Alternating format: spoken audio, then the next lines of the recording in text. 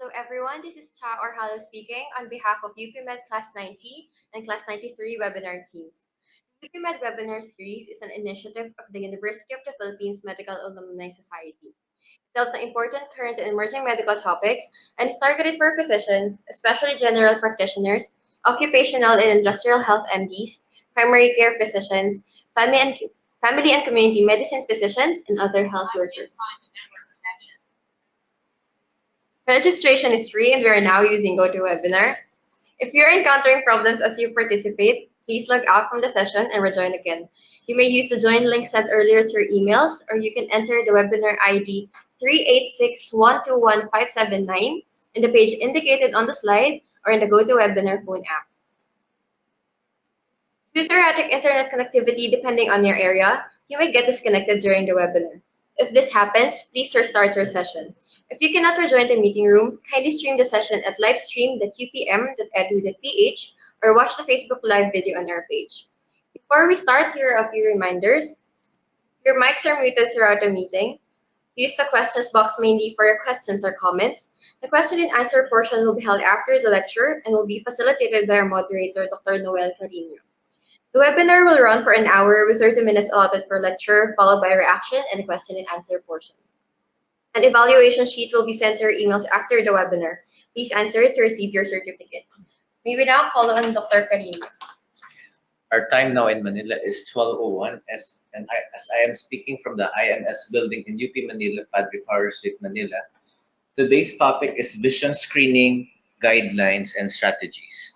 Today's learning objectives are as follows: to define vision screening and comprehensive eye examination, to identify children with visual impairment or eye conditions that can be picked up by screening, to outline the tools used in vision screening, plan a cost-effective method of performing vision screening in the community.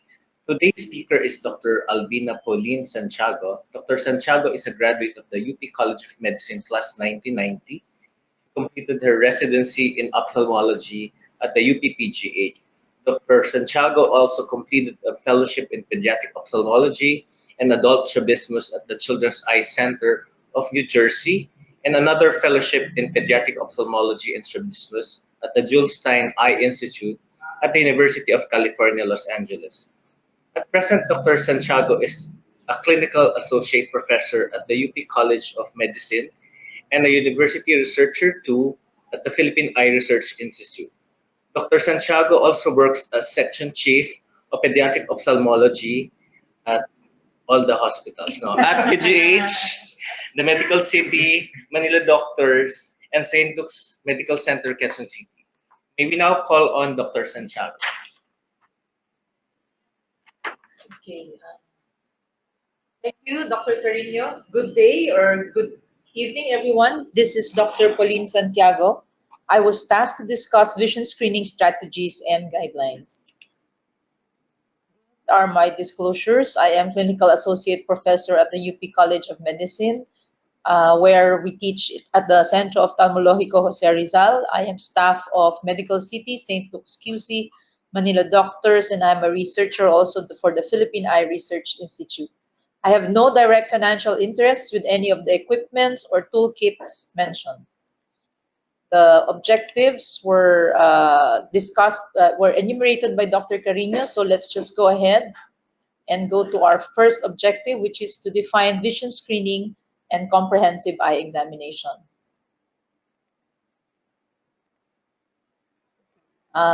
Vision screening is not the same as comprehensive eye examination. Sometimes some patients pa nga will include newborn screening, so that's a all different topic altogether. No? So vision screening is not an eye examination. An ophthalmologic exam or the comprehensive eye exam performed by the ophthalmologist involves several components. No? There is some type of vision assessment, evaluation of the pupils, to check the eye and the ocular agnexa. You check the eye for gross abnormalities. The IMD also performs refraction, an extraocular muscle evaluation or a sensory motor evaluation. If magnification is needed, it's done using a slit lamp or biomicroscope, as depicted here. The posterior pole is visualized looking at the retina, optic nerve, and our retinal vessels. Okay. In contrast, vision screening actually really is only one component, vision assessment. But if you look at the literature, there will be some groups, however, that will insist on what I would like to call vision screening plus. And this is a slide that includes vision screening plus for the non-IMD. The non-ophthalmologist can, for example, also check for pupil reaction and abnormalities. Can do a gross evaluation, a comparison of the red reflex, an extraocular muscle assessment by the simple alternate cover test, where one also refers anyone detected with eye refixation movement. For the IMD, who is not a pediatric ophthalmologist, you can add refraction, color testing, and some type of binocular vision testing.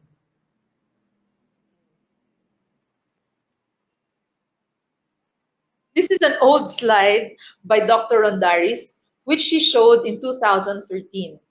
The highlighted column is that for a pediatrician who can do all the things ticked here if he or she were to do a comprehensive eye examination.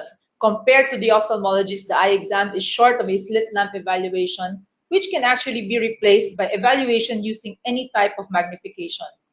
The pediatrician is not expected to do retinoscopy for refraction or the prism cover test.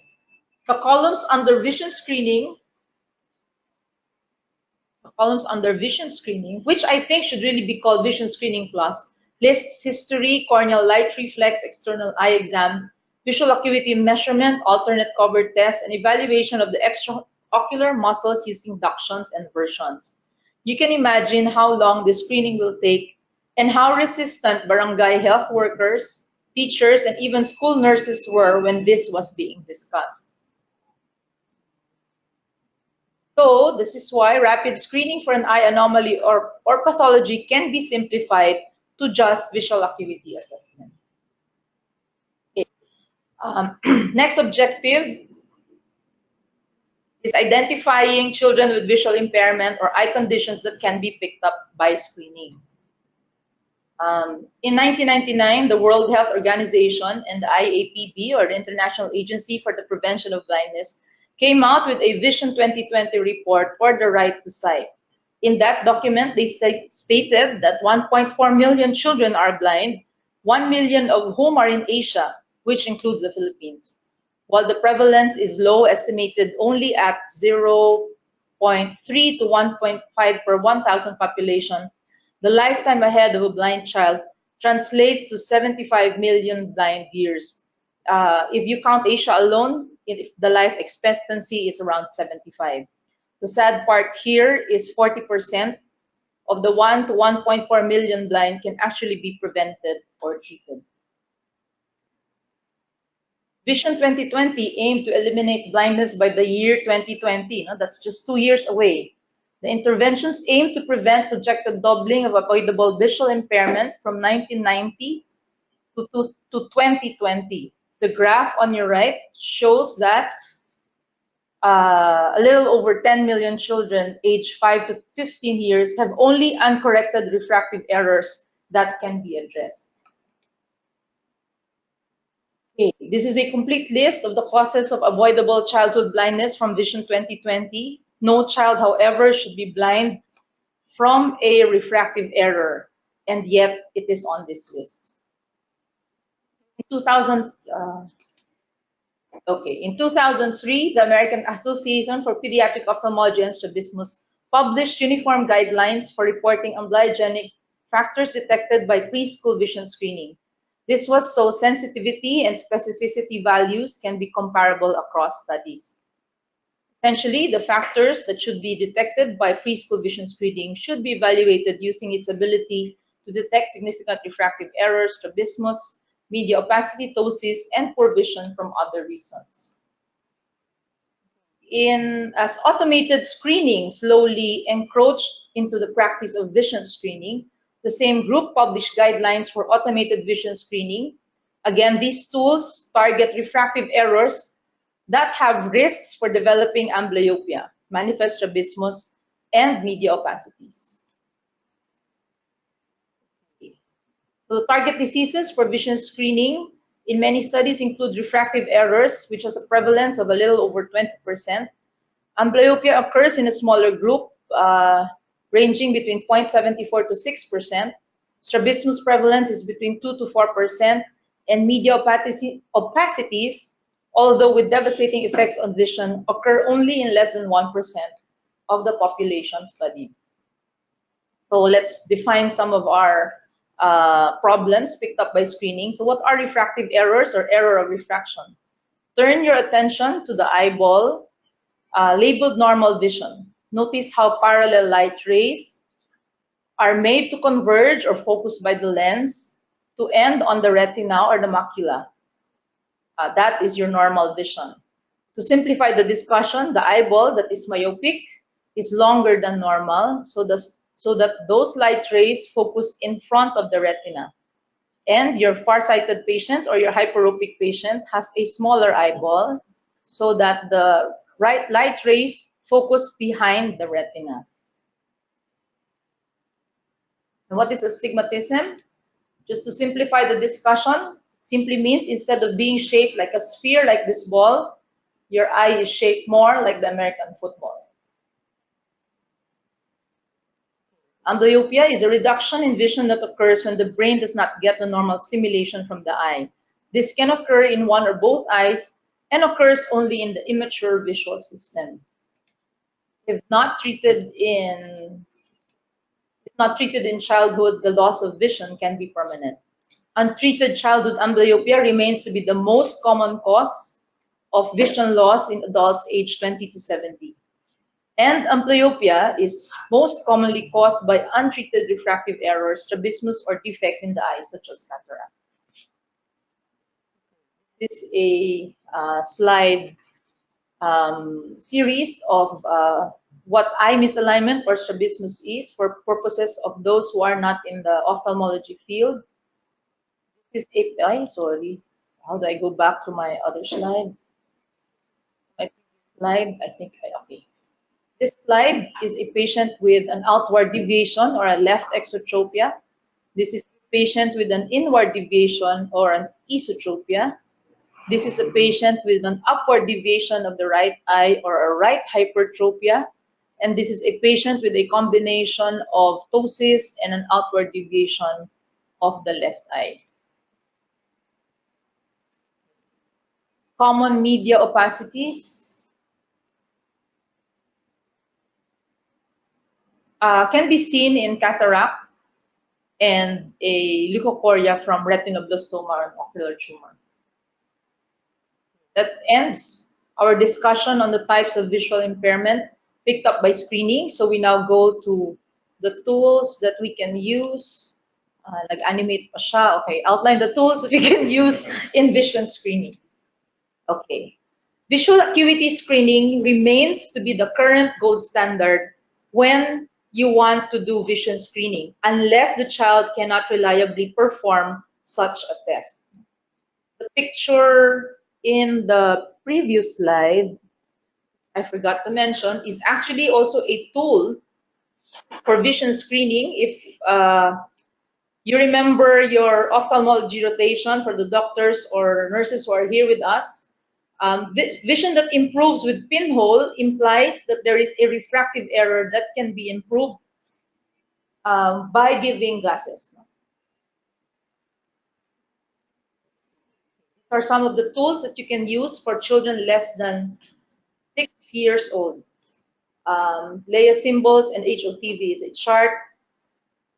This one is a camera. This one are your instrumentations. This is a computer program. Okay, let's see. Let's go through that. Okay, this is the famous Philippine Eye Research Vision Screening Kit. Leia symbols are utilized in the Peri Vision Screening Kit depending on your center or your child's age. This uses a pass or fail system where a child is asked to identify at least 50% +1. So in this case, it's 3 out of 5 optotypes in the line. Above the red line is 2040, below the red line is 2030. You can also opt to use the number chart that way. No? Perry has modified the chart to include pass or fail system also, or critical line testing also, for those who would like to use the number chart. This one uses 2030 line because this is used for the older child. This is the HOTV chart. Some charts use the letters HOTEX. It can be played as a matching game. The patient can hold up the letters corresponding to the letters that you point. And then you can also modify this so that you also can use critical line testing. Just show a 2040 line or a 2030 line and see if the patient can see that line. And then these are your common photo screeners and autorefractors. Here are some that you will see in the market today. The local Welch-Allyn distributor is very aggressive in marketing the Welch-Allyn spot screener, and you will probably get this if you're a pediatrician. You'll probably get them marketing this to you. Digital photo screeners use the asymmetry of the red-orange reflex and the crescents that form in patients with refractive error. In the picture on the left, the bottom two pictures represent normal. You see how the red-orange reflex fills up the pupil almost equally. No? This is a patient with high myopia. You see a crescent on top. This is a patient with hyperopia. You see the crescent below. Here is another type of digital photo screening. The crescents here with an asymmetry of the crescents with slightly bigger crescent here. There's asymmetry of the red-orange reflex, and there's a yellow reflex here and a crescent here. So those are the cases that you probably need to refer for an ophthalmological exam. The first generation photo screener, it's black and white. The child here has hyperopia or farsightedness, and indicated here with a white crescent in this black and white photo. The sensitivity and specificity ranges. Sensitivity is 65% and specificity was only at 87%. These are your newer instruments. This is your Retinomax. It has the capability of being used as an autorefractor, and the Retinomax Plus even has a keratometry readings.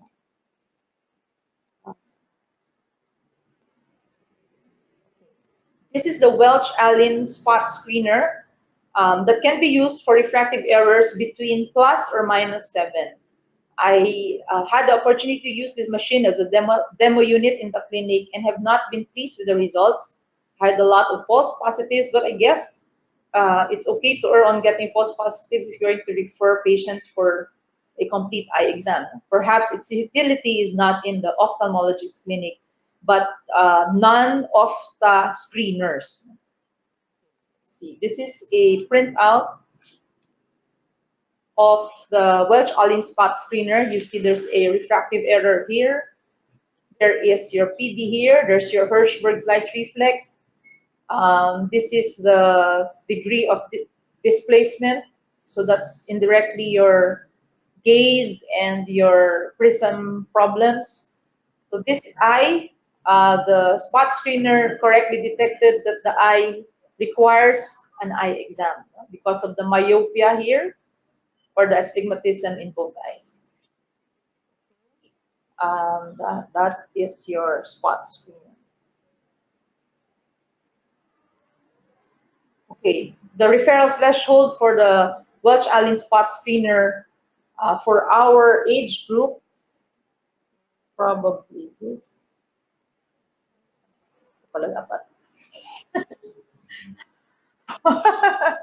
Okay. Then a group in, I think this is Storm Eye Institute, that studied the sensitivity and specificity in the patients we want to study, patients more than 48 months. Sensitivity can be as high as 89.6, but specificity, while initially low, At 56.7 in the younger age group, it can go as high as 80.3% if your child is more than age 4. This is the iSpy 2020. It's based on it's a computer software where you can put unlimited installations of your software within each licensed school. They charge you based on the number of students in the school. I don't know if we will have this here soon. It contains programs for visual acuity testing, depth perception, color vision, and even boasts of a data management system that is HIPAA compliant, protects your privacy. This is a sample printout. This is the generated report from iSpy. With cloud-based storage, iSpy 2020 can integrate and store data from all other devices such as photo screeners and even school databases. Okay. For the older child, it's going to be a little bit easier. You can use your Snellen Chart, HOTV chart, and Leia numbers. Some will probably still use the Snellen Chart, so I just put it there. But I want to remind you that it is actually considered outdated. Now, why is it outdated? Your Snellen Chart, how many of you still memorizes DEF, POTEC as the minimum required so that you will get your driver's license? No? It's outdated because of the extra serif or the extra figures here. This is the preferred chart because of the simplicity of the font type. This is an HOTV chart with crowding bars to simulate crowding phenomenon in patients with amblyopia. This is your, I showed this because of the Leia numbers chart here. This is how we initially started. We gave a critical, this is a threshold chart, but we decided to shift it to a critical line testing. So that it's just going to be a pass or fail to make the administration faster.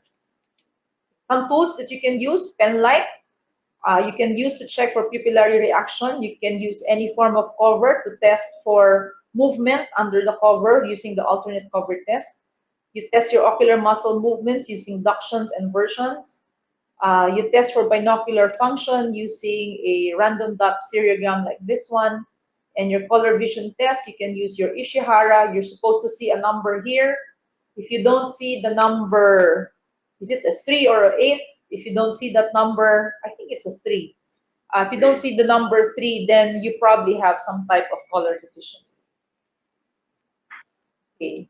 The stereo acuity chart, the old Titmus fly, was also studied. You need a 20-25 visual acuity to see 40 seconds apart. This is the 9 circles this chart is talking about. So if you can see, you can discern the difference here.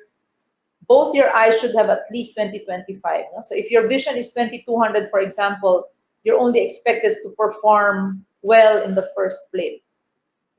So we sometimes use this for malingerers who will tell you there's something wrong with the vision, but can ace this test, so you know that the vision in both eyes should at least be 20-25. This is Bruckner testing. This can be used to demonstrate the asymmetry in the red-orange reflex. Your cameras, your cell phones can be used as screening tools to see the red-orange reflex asymmetry. We get a lot of these referrals. This is a patient who the patient's parents think the child is cross-eyed. I point them to the Hirschberg's corneal light reflex. You see them centered. I draw the circle and put the star in the center. They still don't get it. Sometimes this one gets them. You draw a sclera for them and you center the pupil and you see that the corneal light reflex is centered. Now sometimes I've had to use a picture of another chart. Somehow if you show them the picture of another child, parents become more objective and then they suddenly understand that oo nga, my child is not blind and is only pango. Okay, or with a flat nose bridge. This is a true esotropia. This is a patient with a centered corneal light reflex here, and you see the reflex here that's temporarily displaced. Now, this is a child with a right esotropia. This is the alternate cover test that was talked about earlier. You see movement. When you move the cover, then you refer that patient for evaluation. If you extend it a little bit for the ophthalmologist or the eye care professional, your alternate cover test can be also expanded to be an alternate prism cover test. So you put the correcting prisms until you no longer see movement in the eye. Okay, that's your alternate prism cover test. Okay, that's courtesy of Dr. Ruth Peña, so that's not me who made this one. Okay, now for the last one. How do you plan a cost-efficient method of performing vision screening in a community? Okay. For mass vision screening, you have to talk about cost efficiency. It should be quick to perform. So I would rather recommend critical line testing, where it is a pass or fail system. It's probably faster than using threshold acuity.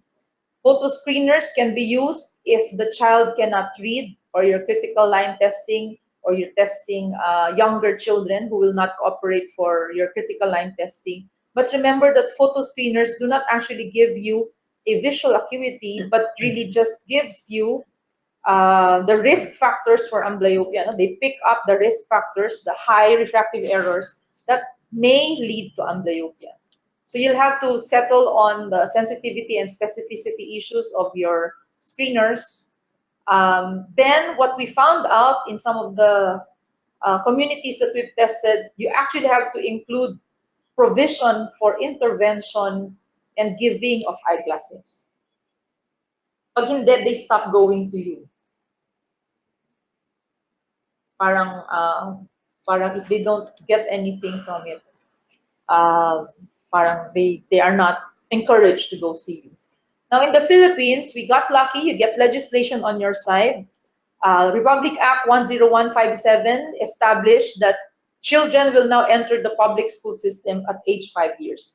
This is the act institutionalizing kindergarten education to the basic education of the Philippines. No? And then what else did you do? I think this is Philippine Eye Research Institute worked closely with the Senate and the House of Representatives trying to get a bill passed that establishes a national screening program for kindergarten pupils. Leo can probably update us later about the status of that. Are the bills, if you want to remember the numbers. Okay. Okay. In the absence of a national policy, which is the state that we are in now, we can actually coordinate with local eye health experts. You can contact the LGUs or local government units to assess your local needs and develop a local plan. This can be implemented even before our national policy is put in place. Now, when do you screen? The timing of vision screening, it's judged that age 4 to 5 is actually the best time. It is cost efficient. It is most beneficial. Your children are more cooperative for your test. The younger they are, you will get a lot of false positives because they cannot complete your tasks. The age 4 to 5, the children are more cooperative. If they're older, 6 to 7, they might cooperate more with your tests, but they will have poorer outcomes for intervention. So that's age 4 to 5. So then after doing your school entry vision screening, then consider doing an annual eye exam. So that is in keeping with the vision screening guidelines that we published. Vision screening for amblyopia and strabismus is recommended for all children at least once using an age-appropriate chart. So what do we mean by an age-appropriate chart? You can use Leia symbols for the younger age group. You can use Leia numbers for the older people. You can use your HOTV for those who will just want to do the matching game and will not talk to you. And then, of course, for the cooperative child, you can also use your Snellen acuity test. This is a sample of a threshold acuity test chart. Sometimes you will see different notations, but you really just want to know what 2030 is in different notations or what 2040 is. If you're using a 4-meter ETDRS chart, that's 4/8 or 4/6.3. If you're using logmark, that's 0.2 or 0.3.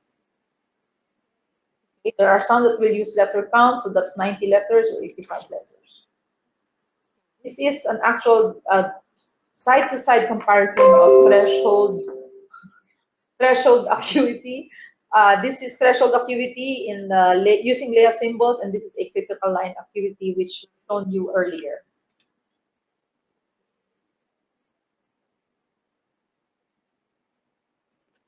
Okay, this is the one we use in Perry.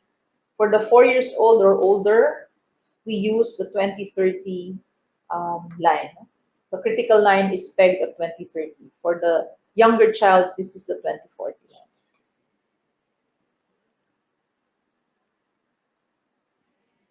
Okay, Vision 2020 also suggests promoting school eye health programs, especially for the common condition of error of refraction. If prevalence is more than 2%, if you have a high prevalence in your locality, ensure that the children undergo a simple vision screening examination. And finally, I think Dr. Kubilyan will attest to this. We have to do this. Provision of spectacles may also have to be incorporated in the program. Okay, my suggestion to school health physicians, LGUs, or regional health units, regular vision screening does not have to be complicated. Consider critical line vision screening, where you just need to read a line and pass or fail that line. And maybe you can do this annually. That should have actually ended my slide, but let me just go ahead and mention a little bit of what adult vision screening entails. No? You get some type of visual acuity testing during driving tests. You have pre-employment screening for a lot of job applications. You have color deficiency screening, used for optic nerve head evaluations, and diabetic retinopathy screening by any means, like your indirect fundus photographs and wide field imaging. Your optic nerve functional assessment can be as simple as using the red color plate here. You just compare the red color in the right and the left eye, and a eye with an optic nerve dysfunction will report some type of desaturation. Then we've shown you this Ishihara plate for color vision testing. Now for diabetic retinopathy screening, there are a lot of tools we can use. We can use direct ophthalmoscopy, but we also use fundus photograph. This is regular fundus photo. This is a wild field fundus photo. The smallness of the image here is compensated by the fact that the machine can allow you to magnify images and you see more in the periphery. This is a sample of an OCT of normal retina and an OCT of retina with cystic spaces, like in your macular edema. Okay, then of course, cataract screening, you can use your pen light, you can use your slit lamp, which is more ideal so that you can assess how bad your cataract really is. Then for glaucoma screening, we use fundus photography, we use visual fields. This is a tonometer measuring the pressure, and this is your OCT of your optic nerves, and I think this is a macula OCT. Okay. I think that's my last slide.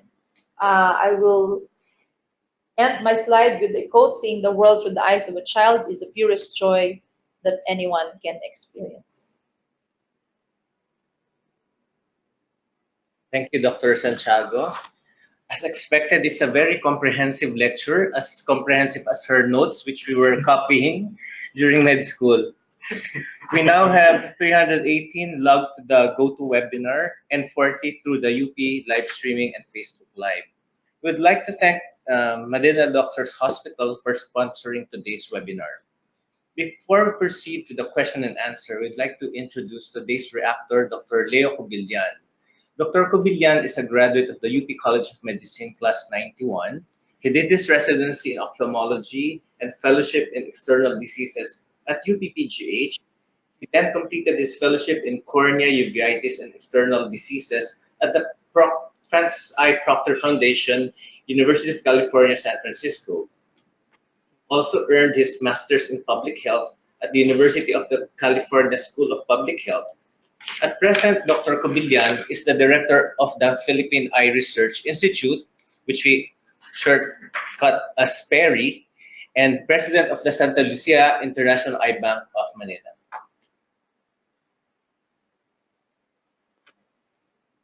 Thank you, Dr. Carino. And yeah, it was indeed a comprehensive lecture by Dr. Pauline Santiago. At least now we don't have to copy the notes. And let me take off from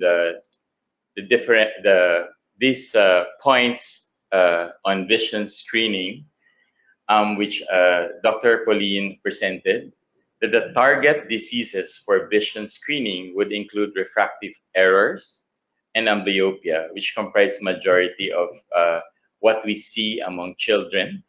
And then the most common visual loss among adults 20 to 70 years of age would be untreated childhood amblyopia. And if these are not treated in children, it leads to permanent visual loss. And of course, she presented several options and methods for vision screening in children. And in particular, we want to focus on on what can be used for mass vision screening, which has to be cost effective and quick to perform. Now, vision screening for a population is quite challenging, especially in a country like the Philippines, because it has to be simple. It has to be something that that can easily be implemented in schools. It is difficult because, like in a school, there was one school we visited. They have 1,200 students per grade level, and they only have one nurse for that entire school.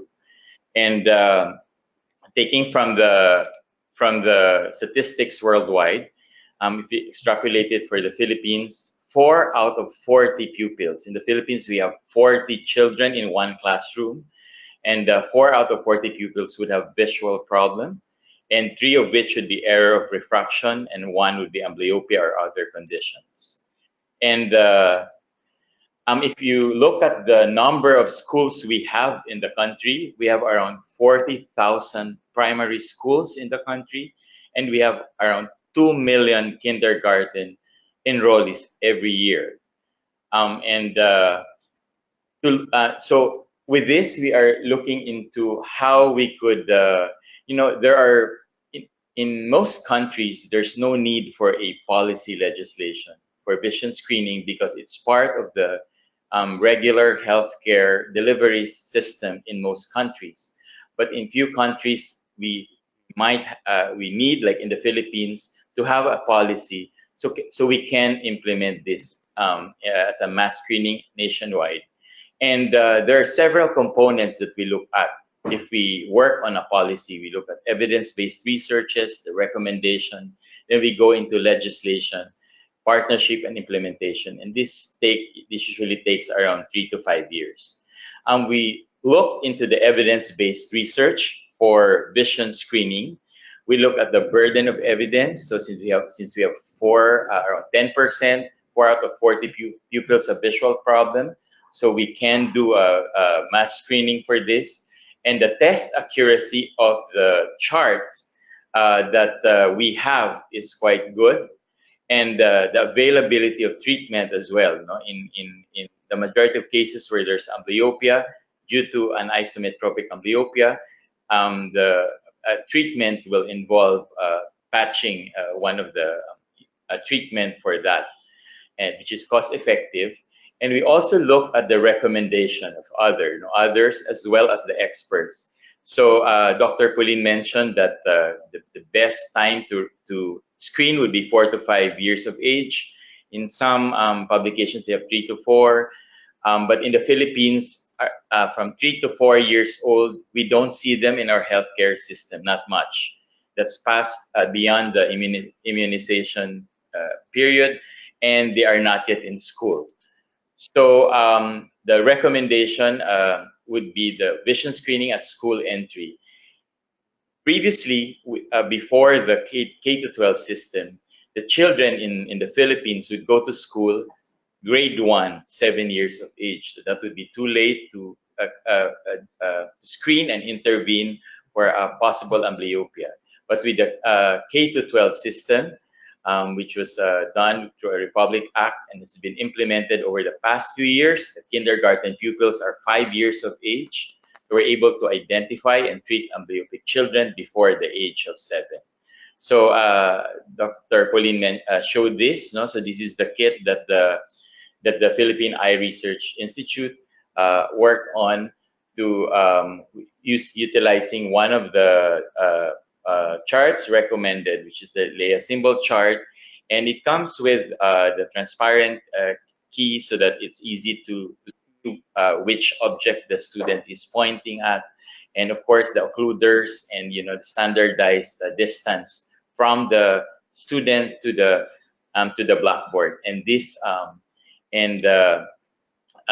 as mentioned earlier, we use the critical line screening, where it's a pass-fail system, and since and for students who are 3, 4, or 5 years old, we use this level above the red line, and the 2040 line, and then 2030 for 6 years above. So as mentioned, they pass if they are able to identify 3 out of 5. And so with this, we went ahead with the legislation, and we started 2016, the 16th Congress. We're able to reach 3 readings in the House Bill 6441, and in the Senate, it was just 2 readings, so it was not passed. No, so we move on to the 17th Congress, and it was passed in the House, and it was just adopted. So it was easier this time. It was adopted by the Senate recently. That's February 2018, and so we're hoping that it will be passed soon. And for the meantime, we have pilot tested this vision screening in several of the schools. As you can see, we train trainers per district, and the trainers would train the kindergarten teacher. We also train the school nurses in each school, and they are the one training the kindergarten teachers. And as Dr. Pauline mentioned, you need to do some intervention and probably give eyeglasses to these kids. No, I mean, for it to be acceptable and for it to be sustainable. But one important key factor here is when we collaborated with Department of Health. It was easy because it's something that could intervene a problem in school. But with the Department of Education, it was a challenge because we don't provide eyeglasses at that level. No, so let me show you a video on the intervention we did in terms of education. Ito pala katulad ni Marty.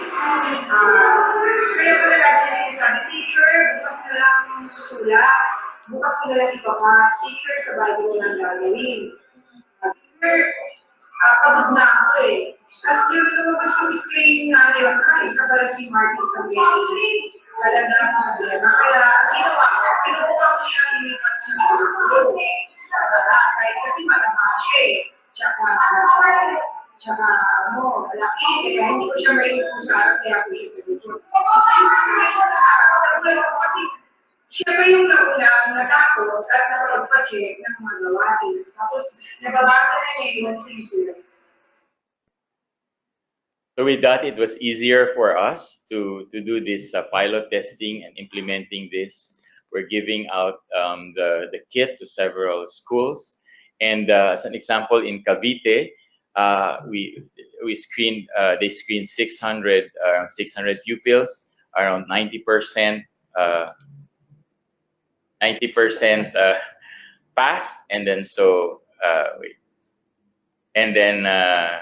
So they're looking at the, yeah, and then around 9% failed, and of the 9% who failed the pass failed the critical line testing, the 45 3/4 had error of refraction, and around 0.8% would have amblyopia. And right now, while waiting for the bill to be passed, we also are coordinating. The DOH is working with the PhilHealth to be able to provide eyeglasses to these children. But of course, the key here right now, as we are implementing it, is that they are placed in the front row of the class to have an immediate intervention and to improve their performance in school. Thank you. Thank you, Dr. Cobillan. We are now open for questions. Please feel free to type in your questions in the question box. We have questions now.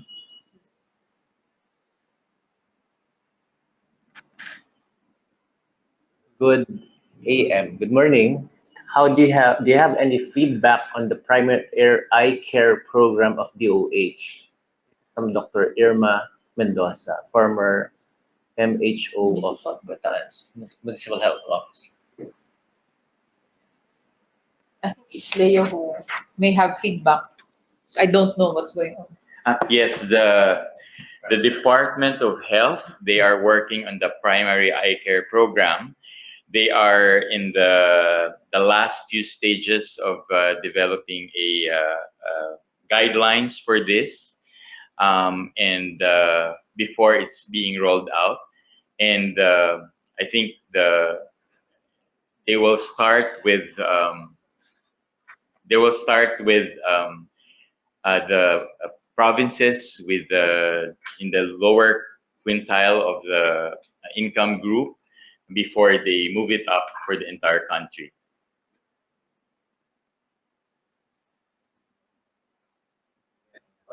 Meron pa ba?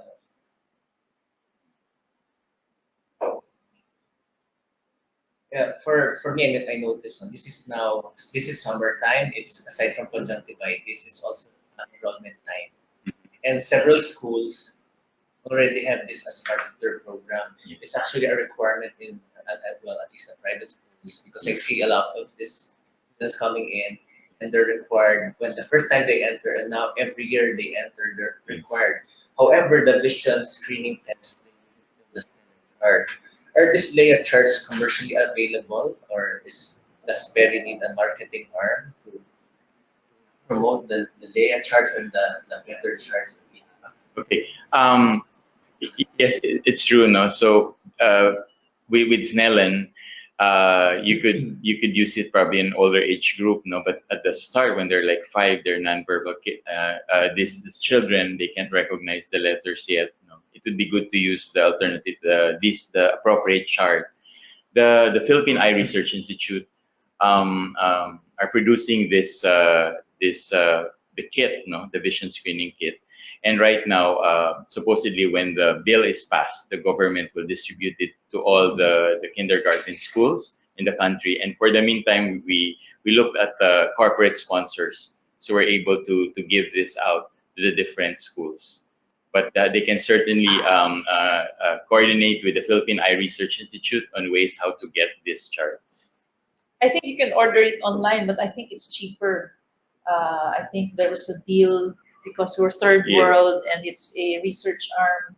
I think it's cheaper to get it from the Philippine Eye Research Institute. How long do you expect the law to be passed or to be implemented? Well, if the law is passed for this year, no, it takes around maybe like another 1 to 3 years for us for the IRR to be drafted and for it to be implemented, and hopefully in the next 2 to 4 years, the PhilHealth will also have their checkup package where they can provide services for outpatient for outpatients, and so that will come hand in hand when we roll this out for the rest of the country. Like what Noel, Dr. Crane, you mentioned, the public schools, they're able to require this before children go to kindergarten, but for the rest of the public school system, they are just screened in school. Earlier in the lecture of Dr. Santiago, it was mentioned, amblyopia was mentioned. So oftentimes you see patients in our clinic and they say, your son or daughter, you need eyeglasses. And sometimes they feel, my son is too young to wear eyeglasses. Can you introduce the concept of amblyopia and how do we treat that? Okay, this is how I do it. No? Before, even if the refractive error is very high and is potentially amblyogenic or causing amblyopia, I usually just give them the glasses first. Usually, if you give glasses time to work, you see them again, you will see that their vision improve. No? For those patients now who will have a better eye compared to a non-preferred eye, then those are the patients that I will start amblyopia treatment. So what is amblyopia treatment? The traditional amblyopia treatment is still patching of the better eye or penalizing the better eye with atropine 1% once a week. There are a lot of studies on iPads where you use virtual reality. You give a different type of program for the amblyopic eye and a different type of program for the seeing eye. Those are being studied, and I think Philippine Eye Research Institute is into developing some type of treatment also in the for amblyopia. No, maybe Dr. Kubilyan can expound on that. Yes, as what Dr. Pauline mentioned, that there are many programs for this where you do the amblyopia treatment through images that they can see on screen. And although the traditional treatment, you treat one eye at a time with patching, so they also treat using stereoscopic vision. And so they are employing now virtual reality. So we are collaborating with the computer department of the UP Manila to develop virtual reality programs that would possibly help in the treatment, so that it will be we can use it for our country without having to buy the program that are produced right now in other countries. And hopefully, Dr. Pauline can work on the clinical trials for this once we have the program in place. I have other questions online. Besides the screening, are there other programs for the screening of the eye? How about nutrition of the eye from the late? I think even the just vision screening, it's not really completely off the ground. No, we just have pockets of local LGUs. Maybe some of the pediatric ophthalmologists also go to some localities to.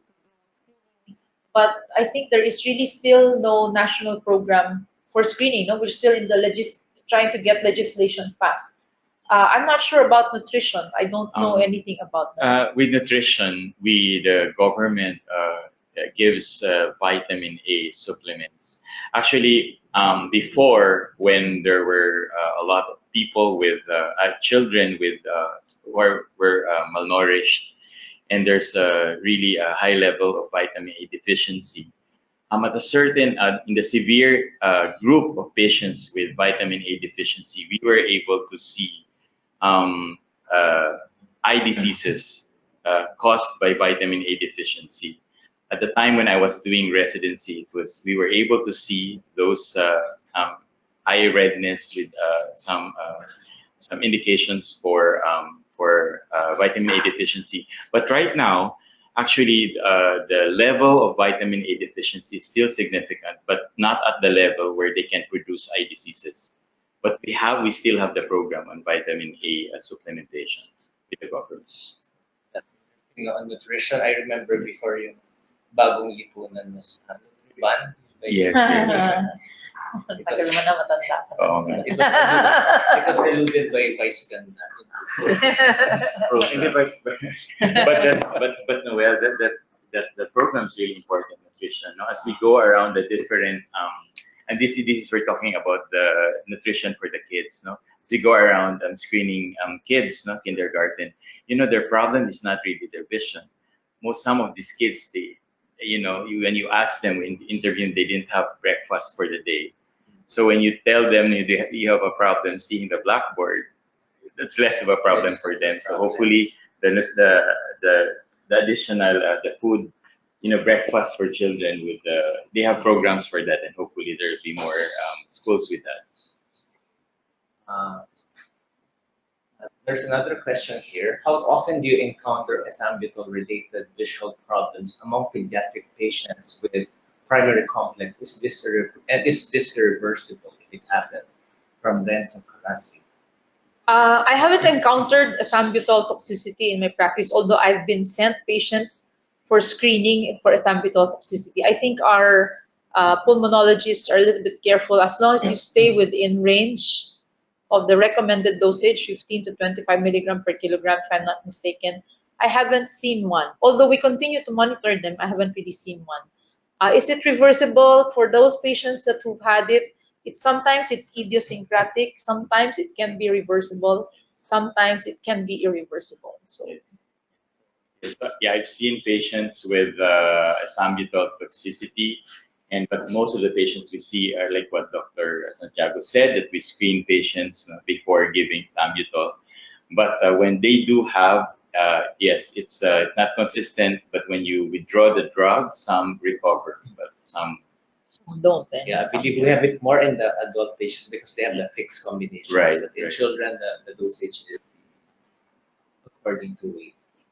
What are other factors for error of refraction among children? Is it preventable among children with parents who have the error of refraction? The children with higher risks for developing error of refraction is really children of parents with error of refraction. So there's a genetic component to it. Then you get patients who are premature, who have a higher risk of developing refractive errors. You have patients with craniofacial syndromes who also have a higher risk. Patients with ptosis will have a higher risk. That's the nature part. The other part is the nurture part, no? How patients abuse their eyes. No?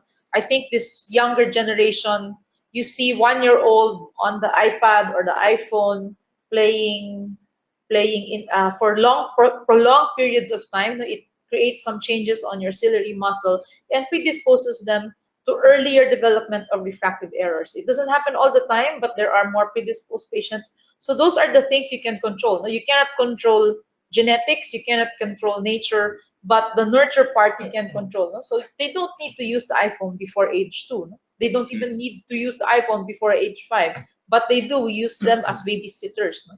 So those are the things you can prevent. No? If you minimize their exposure to gadgets, get them out, get them to the sun, get them to play outside, get them to play outdoors. Prolonged reading, extended hours of reading has actually the same effect. It's not just using the gadgets. I have patients who are not gadget users, but gobbles up reading and reads for maybe the whole day. While waiting in the clinic, he's reading. While eating, they're reading. So those are the things we can modify, behavioral modification, so that we can reduce the contribution of nurture to error of refraction.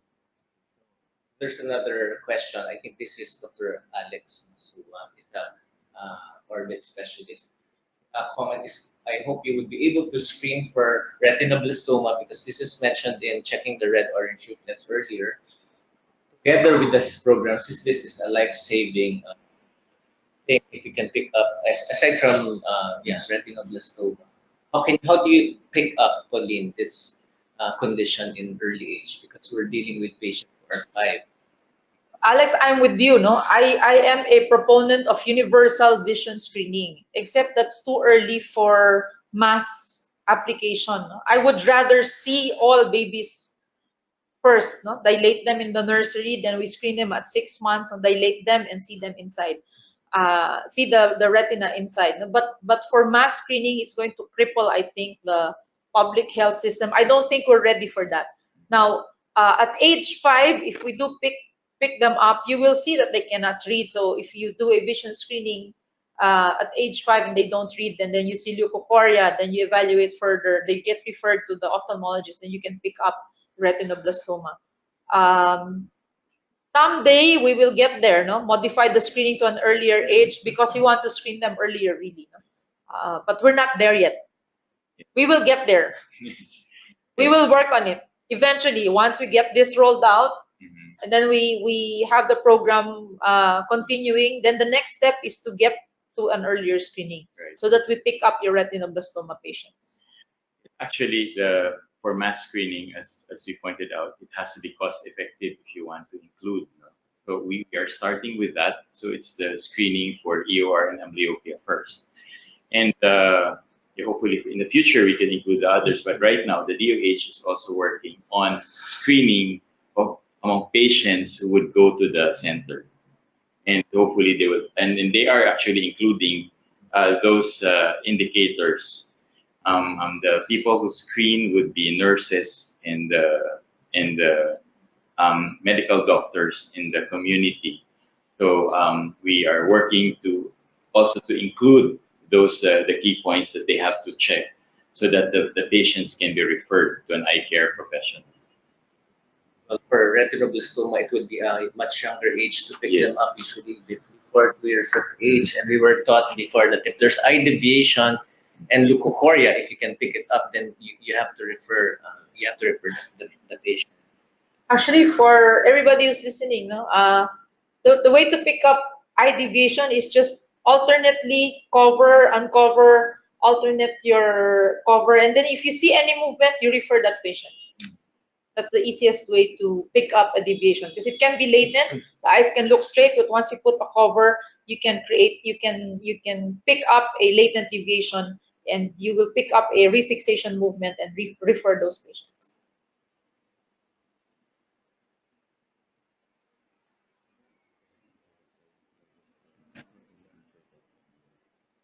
There is a question here. I think he got offline before he could type in the name. How does prolonged screen time really predispose to EOR? And can you suggest any eye exercise? How does prolonged screen time really predispose to EOR? You will see a lot of these patients with prolonged screen time really with induced higher myopia than your objective refraction and higher cylinders or astigmatism than your objective refraction. And I ascribe that to changes in the ciliary muscle and the lens. So the ciliary muscle is a muscle for focusing. It creates a anterior-posterior change in your lens. Your lens is the one that focuses the image on the retina.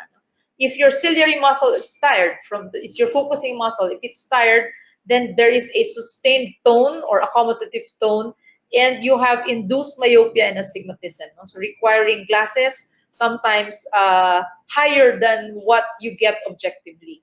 The other question is relaxation or exercises. The 20-20 rule has been propagated. I think our Philippine Academy of Ophthalmology will post that soon on eye care. It's 20 minutes of screen time. You take 20 seconds off, you look 20 seconds away. 20 feet, you look at 20 feet, then you count 20 seconds, then before you go back to your screen.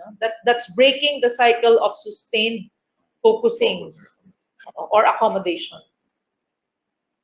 We also recommend that in the workplace, just kids, even in the workplace, you do the 20-20 rule. 20-20-20. Tatlo yun eh. 20 minutes, 20 seconds. Feet away, 20 seconds break. So this break you look far. Yeah, this is more crucial for patients who are in young age developing refractive errors, or would you say refractive error will also happen at the age group when they're employed at 20? Yes, you get induced myopia. That's why you also get college myopia. We used to see it only in doctors or lawyers, but we're now seeing it in children because of their sustained near work with gadgets and So that can be an excuse for work. Actually, it can cause eye strain. I have to take a break. You can get induced myopia. Many of our workers in the BPO industry, they lack sleep They are on the computer a lot, and you get also induced myopia and astigmatism. Pauline, do you believe in this anti-fatigue or eyes and eyeglasses, which are supposed to give a little accommodation, to relax accommodation, or is it a fad, or is studies are still not conclusive? I don't know. I still have yet to read a study that will convince me it works. Yeah, I think that's difficult to prove. Yeah, the study designed for that to prove that it decreases yes. development of myopia. Right. Yes. Or maybe at the most they would just claim that there is decreased astigmatism or eye strain. There is, if you read about halting myopia progression, there is a school of thought. There's a group of investigators, no, saying that if you use the myopic lenses, presumably they put a little bit of ads in very small amounts, no, to decrease accommodation. There is another school that actually says they decrease it to only an extent so that it follows the curve of the retina. Yes. No, para your image is always focused no matter which part of the retina you're using. No? So that is more accepted technology, yes, than just the straight out adding of, yes, some addition. No? Yes. But it's still going to be, I still think it's going to be very difficult to prove. No? I still have to see a good study where it will convince me that it works. And it's a very expensive lens too. We already answered the prolonged screen time, which is similar to just prolonged reading time. How about dyslexia? Do we have screening in school children for dyslexia?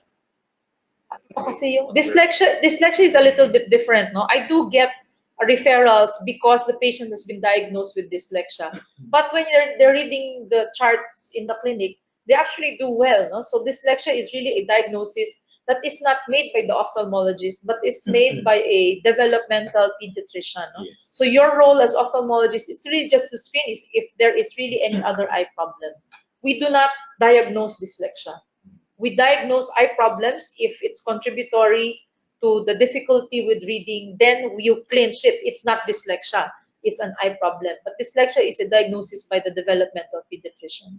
That's why also for the vision screening tool we utilize for kindergarten pupils, we use the symbols, and so it's not affected by the learning disability or learning aspect of the person or learning capability of the person. So they just point to the symbol, which corresponds to the symbol pointed by the teacher. A lot of our questions deals with using the cell phones, yes, and the gadgets. Yeah. And I think, when the patients come in, before they leave, the mother looks at you, doctor, bawal po yung cell phone, di ba, or gadget. They always have they always ask you to be the one to tell the patient that don't use the gadgets. Unfortunately, in this day and age, gadgets or the school really uses a lot of e-books, and all of the research are on the computers. No, so I think one is moderation, two is doing the 20-20-20 rule, and don't use it as a babysitter. No? Don't use it as a babysitter. And there's a question here about studies causing myopia. I think it's already proven. No? The farmers don't get as much refractive errors. Those out in the sun don't get as much refractive errors. Those who are studying, those who are lawyers, those who are doctors, many more, a more significant number require glasses. For those interested in, you mentioned about the use of cell phone. Actually, there are several studies on age-related maculopathy induced by the blue light hazard. By the blue light hazard. The blue light has a high energy and short wavelength. So blue light can induce macular age-related macular degeneration. And if you're with your cell phone, there's an app or there's a setting where you can remove the blue light, and that will help reduce the blue light entering your eye. And in fact, in patients we operate for cataract the implant we use have yellow tint to reduce the blue light entering the eye. We tell our children to go out in the sunlight so they don't get myopia, maybe get cataracts later on. Macular disease. I want to answer this question. Good day, doctors. How do you feel about ortho-K? Ortho-K is orthokeratology as a mode to address high myopia in kids. No?